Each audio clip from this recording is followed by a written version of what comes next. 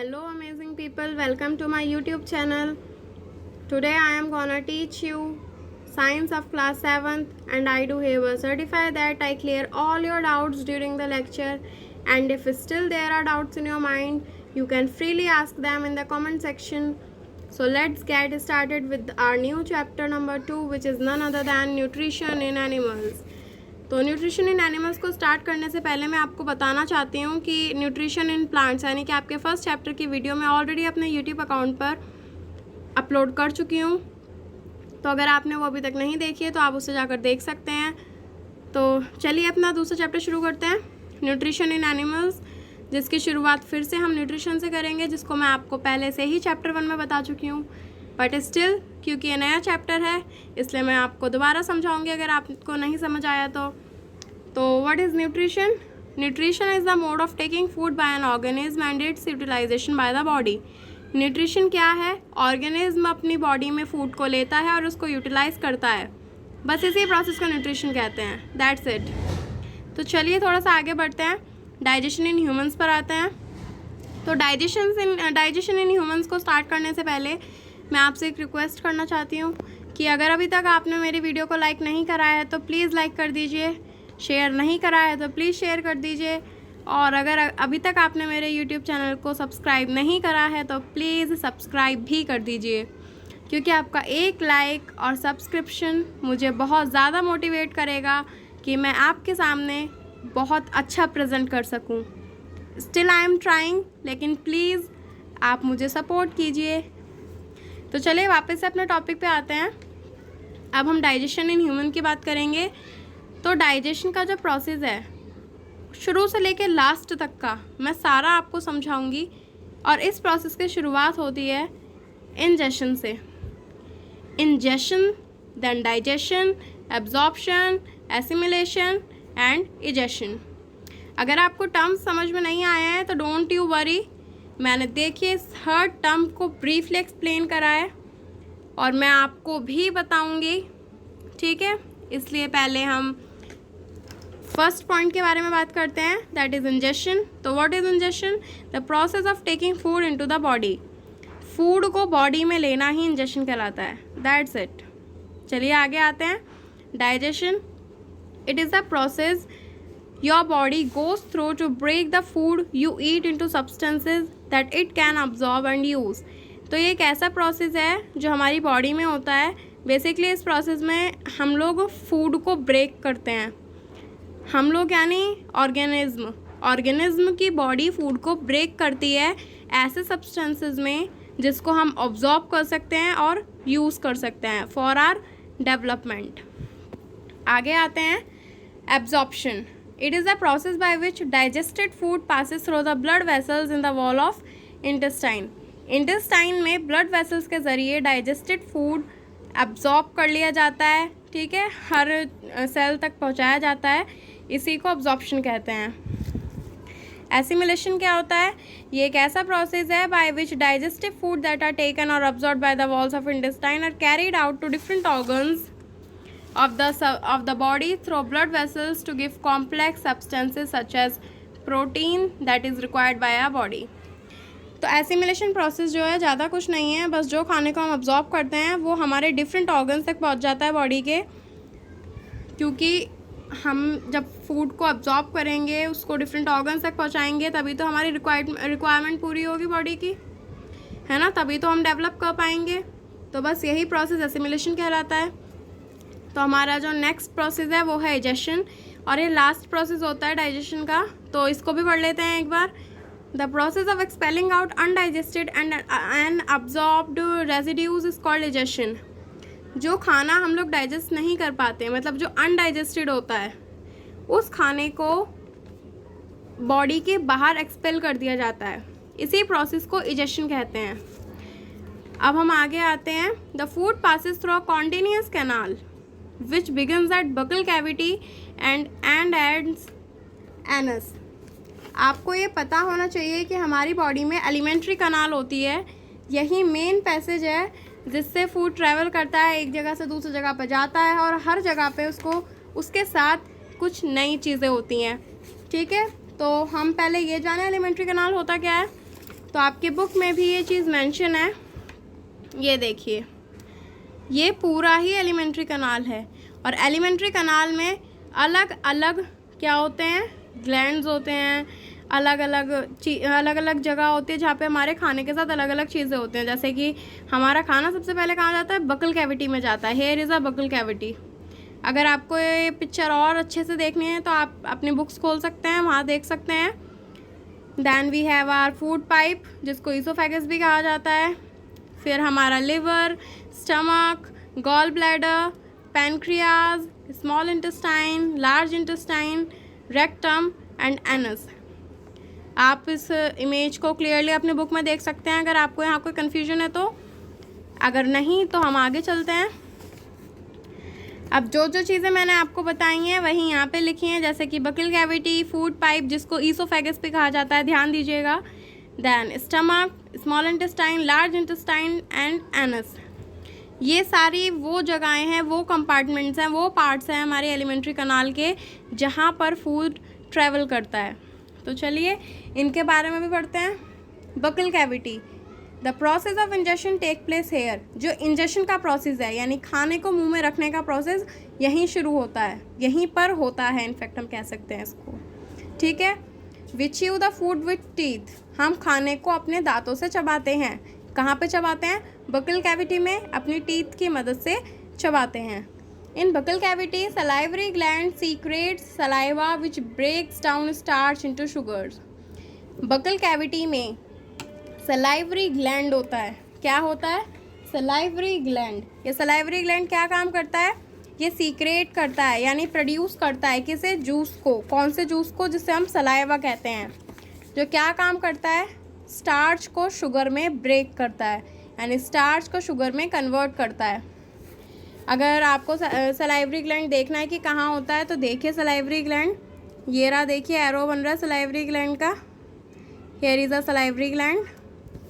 चलिए आगे चलते हैं। ईसोफेगस, ईसोफेगस को क्या कहते हैं, फूड पाइप भी कहते हैं। The swallowed food passes into food pipe, जो खाने को हम निगल जाते हैं, स्वैलो कर लेते हैं, वो फूड अब कहाँ आता है, फूड पाइप में आता है। Food is pushed down by the movement of the wall, जो फूड पाइप की वॉल है वो ऐसे मूवमेंट करती है जिससे कि जो फूड होता है वो नीचे की तरफ पुश्ड होता है। आगे चलते हैं। द स्टमक, अब हम स्टमक के बारे में बात करेंगे। सॉरी मेरी ड्राइंग बहुत गंदी है लेकिन स्टमक ऐसी होता है। आगे चलते हैं। Stomach, widest part of elementary कनाल, ये सबसे चौड़ा हिस्सा होता है एलिमेंट्री कनाल का, सबसे बड़ा आप इसे कह सकते हैं। Stomach secretes mucus HCl that is hydrochloric acid and digestive juices. जो स्टमक है वो क्या क्या सीक्रेट करता है, म्यूकस सीक्रेट करता है, HCl सीक्रेट करता है, डाइजेस्टिव जूसेस सीक्रेट करता है। टेंशन मत लीजिए, इन तीनों के ही वर्क मैंने नीचे लिख रखे हैं तो आप ये तीनों भी पढ़ेंगे। वर्क ऑफ एसिड यानी एसिड का काम क्या होता है, एसिड यानी हाइड्रोक्लोरिक एसिड, ठीक है। ये एसिड बैक्टीरिया को मारता है। हमारे स्टमक में फूड के साथ साथ जो बैक्टीरिया आ गए हैं उनको मारने का काम HCl करता है और साथ ही साथ इस फूड को जो हमारे स्टमक में इस टाइम है उसको एसिडिक बनाता है यानी खट्टा बनाता है। वर्क ऑफ म्यूकस, म्यूकस का वर्क क्या है, क्योंकि ये एसिड है तो ये कोरोसिव होगा नेचर में यानी हमें ये हार्म पहुंचा सकता है।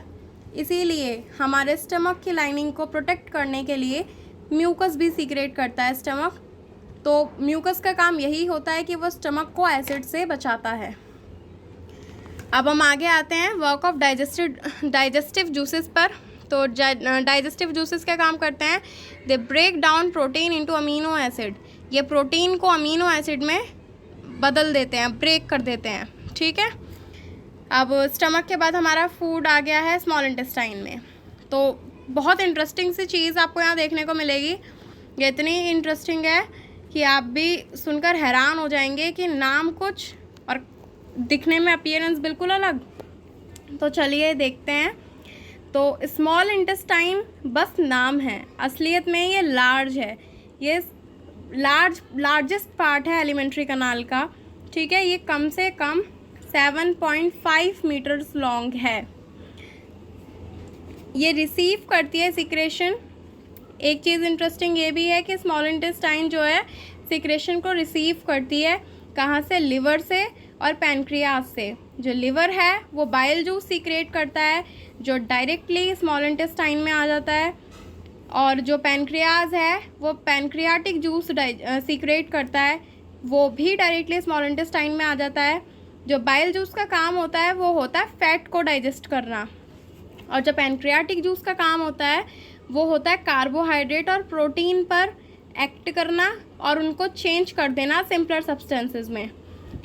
अब देखिए, जो कार्बोहाइड्रेट होता है वो ग्लूकोज में चेंज होता है, फैट्स जो होते हैं वो फैटी एसिड में चेंज होते हैं, यानी बेसिकली लिवर का जो बाइल जूस है वो फैट को फैटी एसिड में चेंज कर देता है, और जो प्रोटीन्स हैं वो अमीनो एसिड में चेंज होते हैं।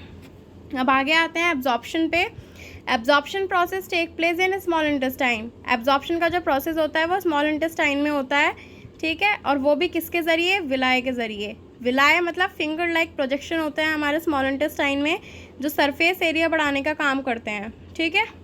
अब हमारा फूड आ गया है लार्ज इंटेस्टाइन में। Large intestine is the shorter than small intestine. अब मैंने आपको कहा था ना कि जो स्मॉल है वो लार्ज हो गया, और यहाँ पे लार्ज देखिए स्मॉल हो गया। जो लार्ज इंटेस्टाइन है वो सबसे शॉर्टेस्ट पार्ट है, ये कम से कम 1.5 मीटर लॉन्ग है। इसका फंक्शन है वाटर को और कुछ सॉल्ट्स जो हमारे अनडाइजेस्टेड फूड में अभी भी मौजूद हैं उनको एब्जॉर्ब कर लेना, और जो बचा हुआ अनडाइजेस्टेड फूड होगा यानी फेशियल मैटर उसको डाइजेशन प्रोसेस के लिए फर्दर आगे भेज देना। अब हम आएंगे डाइजेशन इन एनिमल्स पे, और एग्जाम्पल के तौर पे आपकी बुक में भी काऊ का एग्जाम्पल है, तो हमने भी काऊ को ही लिया है। तो आगे चलिए शुरू करते हैं। Why cows, buffaloes etcetera chew continuously even when they are not eating. अब देखिए, ये टॉपिक को स्टार्ट करने से पहले ही मैंने आपसे एक क्वेश्चन पूछ लिया। अगर आपको नहीं पता तो आप सुनिए, और अगर पता है तो बहुत अच्छी बात है, क्योंकि ये नॉलेज सबके पास होनी चाहिए। तो चलिए हम इसका आंसर जान लेते हैं। Actually they quickly swallow the grass and store it in a part of the stomach called rumen. Cow और बफेलो क्या करते हैं, ये जो ग्रास खाते हैं वो उनको क्या करते हैं, पहले तो जल्दी से बस ऐसे स्वेलो कर लेते हैं, यानी जिसको हम कहते हैं सटकना, निगल लेते हैं, सटक लेते हैं, और उसको अपने स्टमक के एक पार्ट में जिसका नाम होता है रूमन वहाँ पे स्टोर कर लेते हैं। रूमन में जो फूड होता है वो थोड़ा थोड़ा सा डाइजेस्ट हो जाता है, पार्शियली डाइजेस्ट हो जाता है, और इसी पार्शियली डाइजेस्टेड फूड को कहा जाता है कर्ड। अब क्या होता है, थोड़ी थोड़ी देर में ये जो कर्ड होता है वापस माउथ में आता है स्मॉल लम्प्स में, और जो एनिमल्स हैं उसको च्यू करते हैं, ठीक है। इसी प्रोसेस को रूमिनेशन कहा जाता है, मतलब the process of rechewing the cud, यानी कर्ड को वापस से च्यू करना to further break down plant matter and stimulate digestion is called rumination. मतलब कर्ड को वापस से च्यू करना और उसको ब्रेक करना और उसको डाइजेस्ट कर लेना, यही रूमिनेशन प्रोसेस है।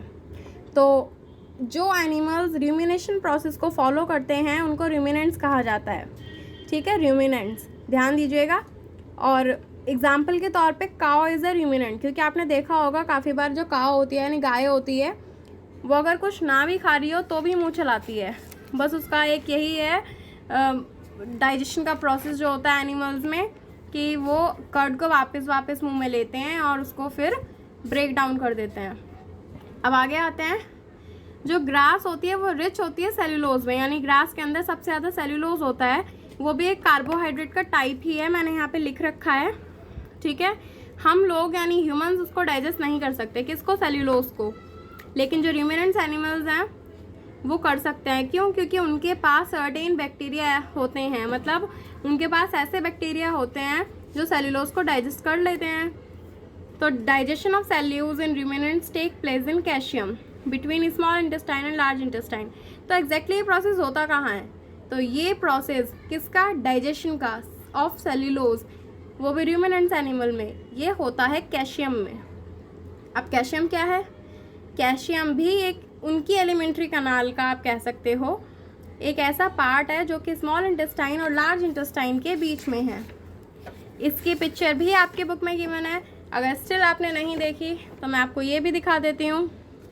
हेयर इज़ अ कैल्शियम, देखिए यहाँ पे लेबल्ड है और हम इस एरो के साथ जाएंगे, हेयर इट इज़, ये हो गया कैल्शियम। ठीक है। आप इसकी लार्ज इंटेस्टाइन भी देख सकते हो, ठीक है, स्मॉल इंटेस्टाइन भी देख सकते हो। ये होता है र्यूमन, जहाँ पे ये ग्रास जो खाते हैं वो डायरेक्ट यहाँ चली जाता है, यहाँ पे पार्शली डाइजेस्ट होता है और फिर वापस माउथ में आता है, ठीक है। चलिए अब आगे चलते हैं।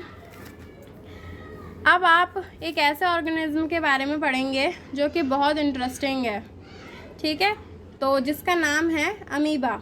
तो amoeba is a microscopic single celled organism.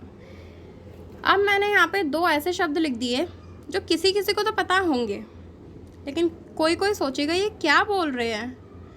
तो चलिए इन शब्दों का मतलब भी समझ लेते हैं। माइक्रोस्कोपिक मतलब ये बहुत छोटे होते हैं, इनको माइक्रोस्कोप से ही देखा जा सकता है, इसलिए ये माइक्रोस्कोपिक ऑर्गेनिज्म हैं, ठीक है। और सिंगल सेल्ड मतलब ये बस एक सेल के बने होते हैं, बस एक सेल मिलती है, मतलब एक सेल होती है जो अमीबा बनाती है, ठीक है। इनके पास कोई फिक्स्ड शेप नहीं होती, अपनी ये शेप जो होती है चेंज करते रहते हैं। इनके पास ज़्यूडोपोडिया नाम के फिंगर लाइक प्रोजेक्शन होते हैं, जिसको फॉल्स फीट भी कहा जाता है, जो मूव करती है और इसी से उनका मूवमेंट होता है, और कैप्चर ऑफ फूड भी इसी से होता है, ठीक है। ये माइक्रोस्कोपिक ऑर्गेनिज्म खाते हैं, यानी छोटे छोटे ऑर्गेनिज्म खाते हैं, क्योंकि ये खुद माइक्रोस्कोपिक हैं, ठीक है। तो व्हेन इट सीम्स फूड, तो जब ये खाने को देखते हैं ये अपने ज़्यूडोपोडिया यानी फॉल्स फीड को उसके आसपास ले आते हैं और फूड को इनगल्फ कर लेते हैं, और जो फूड होता है इनका वो फूड वैक्यूल में ट्रैप्ड हो जाता है। तो दैट्स इट, ये हमारा आज का चैप्टर था। हाँ, मैं जाने से पहले आपको अमीबा की फ़ोटो दिखा दूँ एक बार। ये आपकी बुक में भी है, लेकिन आप इसको देख लीजिए। ये होता है ज़्यूडोपोडिया। ये जैसे फूड पार्टिकल आया तो ये ऐसे करके इसको इनगल्फ कर लेंगे यहाँ से, ठीक है, और फिर फूड वैक्यूल में इस तरीके से इसको खाने को ले आएंगे, इसको डाइजेस्ट करेंगे और फिर ऐसे ही इजेक्ट भी कर देंगे, ठीक है। तो गाइस, जाते जाते एक बार फिर से प्लीज़ वीडियो को लाइक कीजिए, शेयर कीजिए और मेरे यूट्यूब चैनल को सब्सक्राइब कीजिए। Thanks for watching. प्लीज़ फिर से subscribe, like and share. Bye, see you in the next video.